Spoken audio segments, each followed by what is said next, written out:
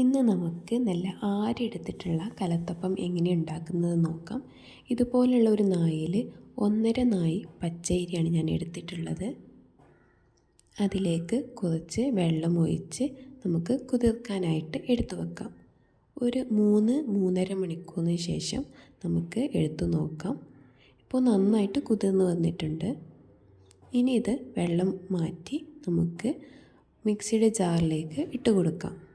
അതിലേക്ക് 2 ഏലക്കായ, 1/4 table spoon ചെറിയ ജീരകം, 3 ടേബിൾ സ്പൂൺ ചോറ് എന്നിവ ചേർത്ത് മിക്സിയിൽ നന്നായിട്ട് പേസ്റ്റ് പോലെ അരച്ചെടുക്കാം.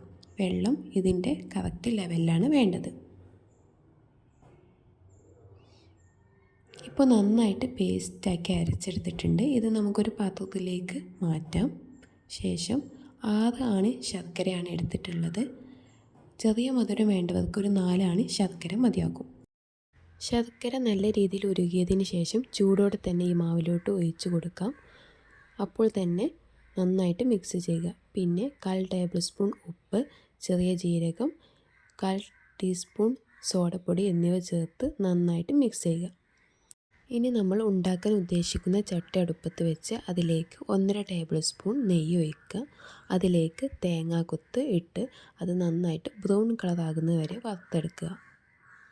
ശേഷം ഒരു 2 ചീരുള്ളി ഇട്ടിട്ട് ഇതുപോലെ തന്നെ ബ്രൗൺ കളറാക്കിയ ശേഷം ചട്ടിയിൽ നിന്നും കോരി മാറ്റാം.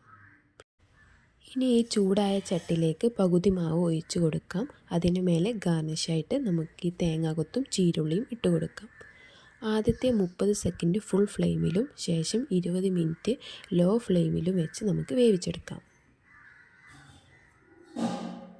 ഇപ്പോൾ നന്നായിട്ട് റെഡിയായി വന്നിട്ടുണ്ട്. നല്ല ആരെടുത്ത് വന്നിട്ടുണ്ട്. ഇനി ചൂടാറിയ ശേഷം നമുക്ക് ചട്ടിയിൽ നിന്നും മാറ്റി മറ്റൊരു പാത്രത്തിലേക്ക് സെർവ് ചെയ്യാം. അപ്പോൾ നമ്മുടെ സ്വാദിഷ്ടമായ കലത്തപ്പം റെഡി.